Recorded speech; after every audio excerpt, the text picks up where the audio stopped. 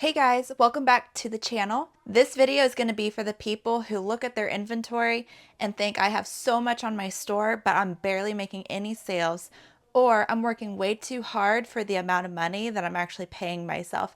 This video is going to be for you guys.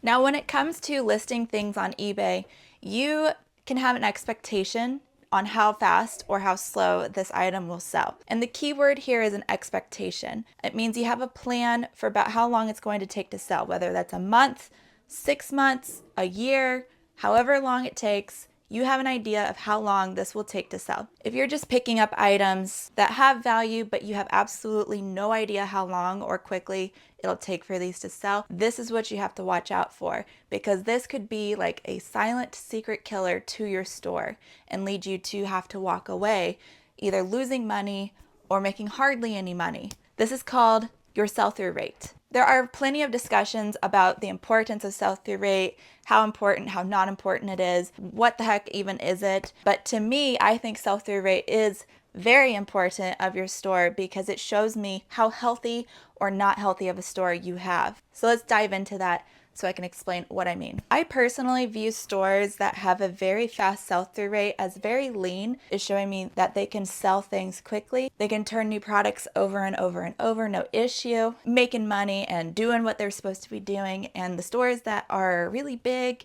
but barely making any sales, I view as lethargic and really bloated. Shows me that they're having a hard time making sales, if they even can make a sale with some of the items. Sometimes items just don't sell in that situation. And I'll show you some very scary things that come with a very bloated store like that. Some people want that, but I personally do not recommend it. I don't want it for myself. So I'm actually going to dig deeper into both stores and show you the cash flow in a very high fast sell through healthy store versus a bloated lethargic store, and show you something that's kind of dangerous and kind of scary, and everybody should know about this. For the sake of this concept, I am simplifying the store and the numbers just to showcase my point. So for this fake store, listing 10 items a day onto their store, but these items aren't for sure high sell-through rate items or home runs, banger items. They are just 10 items that they think they'll make profit on, and they add it to the store, not knowing if it'll sell or when it'll sell and how much money they'll get from it. And they're selling 3 items a day. Cost of goods, I'll just put it at $5. And the average profit that they'd be making with each item that they sold would be $15. And this is after eBay fees, after shipping supply costs, after the original $5 investment that they made into it. If they're listing 10 a day and only selling 3 items a day, that is growing their store by 7 items a day. This growth isn't always a good thing. Depends on how you're growing it and your intentions behind it. If you're growing it because you're throwing up as much items as you possibly can to just try to reach high numbers so you can start making a bunch of money, chances are this is a bad growth. To illustrate my point, we're going to have their 10 items that they're listing every single day. All of these are getting listed to their store. Because their store is growing, if they're selling 3 a day, they're left with 7 items growth. So that's going to be a $5 buy cost times 7 items every single day. Means every single day they're spending $35 in store growth. On the flip side, they're selling 3 items a day at $15 profit, which means every single day their store is profiting $45. So what we're going to do is we're going to scope it out a bit more, and we're going to look at what's going on over the course of a whole month of this. So every single day they're spending $35 for store growth, which brings them out to spending just over $1,000 in store growth. They are spending this out of their profits. And if every day they are profiting $45, their profit is just under $1,400 for that month. So they will be paying themselves, taking the $1,350 profit minus the $1,050 to accommodate the growing the store by 7 a day, they're giving themselves a $300 paycheck per month. So this is where you find yourself, I list 10 items a day and I'm only paying myself $300 a month. This is not working out. I'm going to deem these packages that are not selling. Who knows if they will sell? Maybe they will sell in a year, 2 years, who knows? Let's view them all as anchors. These 3 are selling, the rest are not. And it's resulting in a $300 paycheck because you are paying out of your profits just over $1,000 to grow your store to an arbitrary number. So what we're gonna look at is what happens when you drop all of this and stop listing it and only list and sell these 3 items. Let's do the math. We're going to focus on just what happens when you are listing the 3 items per day that you know will sell. The COGS are still the same and your profit margin is still the same. Since you are having 0 store growth, that means you're not spending any extra to grow the store. You are balanced out. You're listing and selling the same amount per day. So you're going to have your 3 items that you're selling at a $15 profit, $0 for store growth.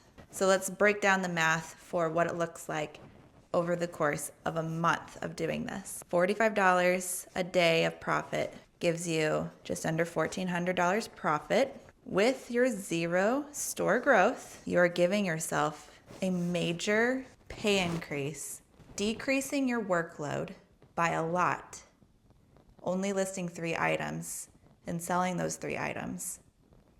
You're not spending any extra money for your store growth, so you're able to pocket all your profit, doing way less work. So you might be asking, well, that's great, but I need to be making more than $1,400 a month. How do I make more money? How do I grow my store and scale it without listing a bunch of anchors? Once you reach a point where you are starting off small, listing and selling the same amount of items, you can do a simple increase to 5 a day.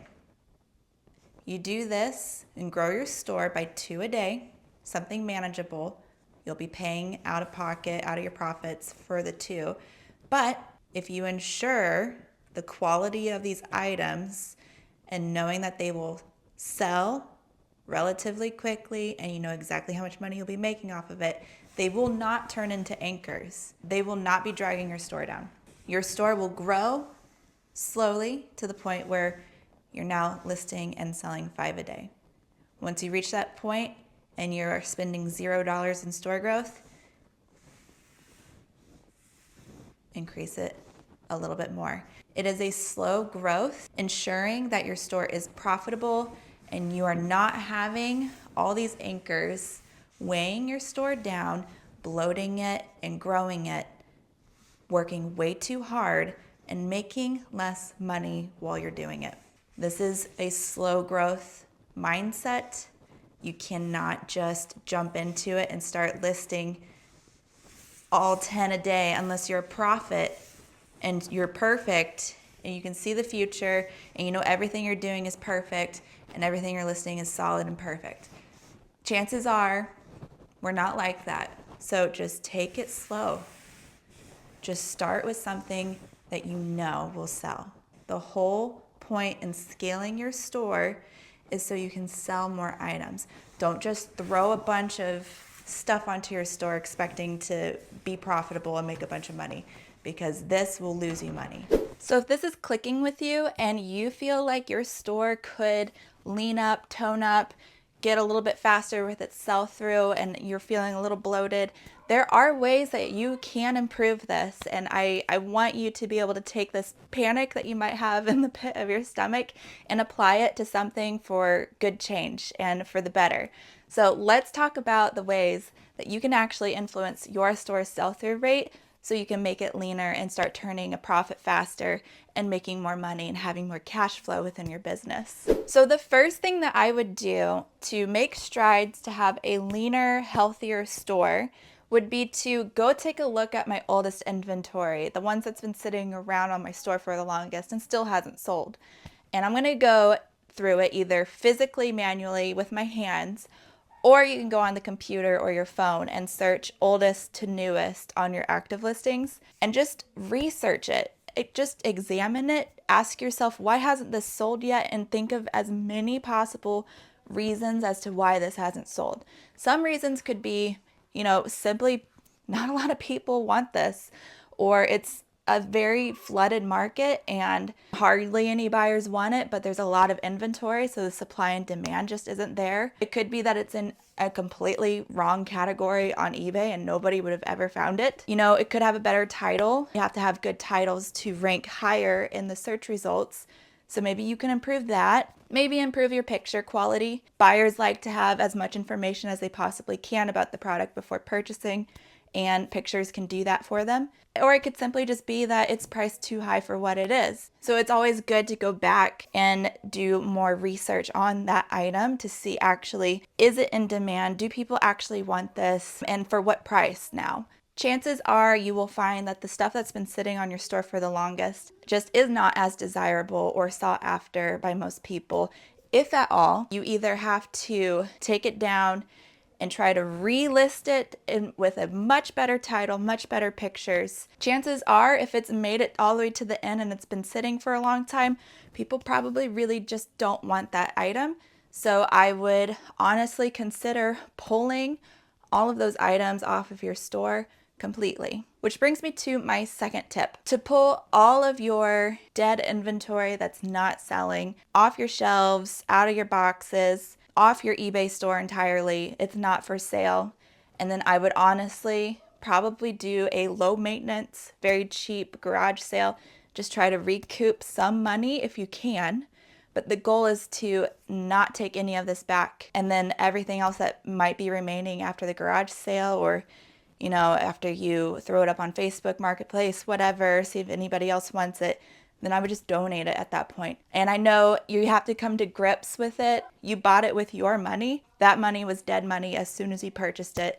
And there's nothing you can do about it at this point except get the dead weight off of your store and the bad items off of your store so you're not weighed down by it or anything, and you can move on from it. Hopefully you can get some money recouped from it.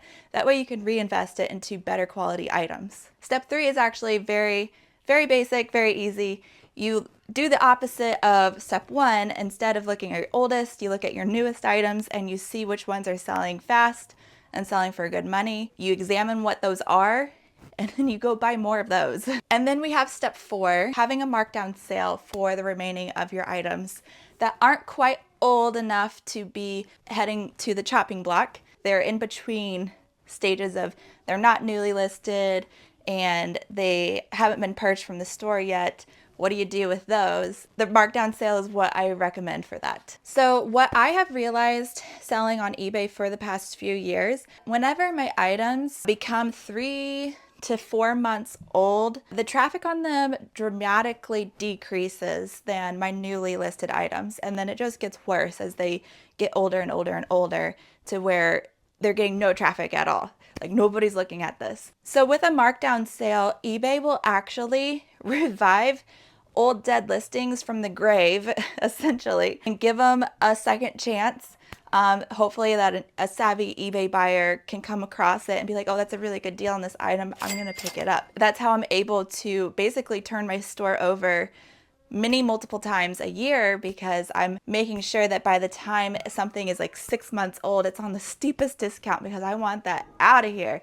I want to move on, and because I'm always learning, I'm always grabbing for better inventory. So I want to get my dollars out of that item, reinvest it into something that'll sell better, faster, and for more money. So that is the benefit of having a markdown sale. Something I've realized with the markdown sales is that I get more traffic revolving around those sale items at the beginning of the markdown sale and at the end of the markdown sale. With that, I actually prefer to do like a 2-week markdown sale.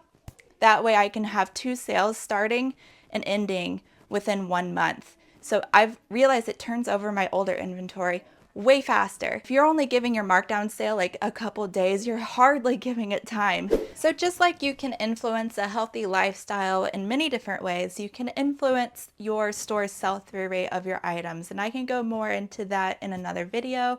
But for now, I just want to leave you with knowing the silent killer of a lot of eBay stores and how you can combat that by giving you those 4 tips. I hope you guys found this helpful. If you did, let me know what you found the most helpful advice was in the comments. And if you have any questions, let me know too. But anyway, thanks so much for watching the video, and I'll catch you guys in the next video. Bye.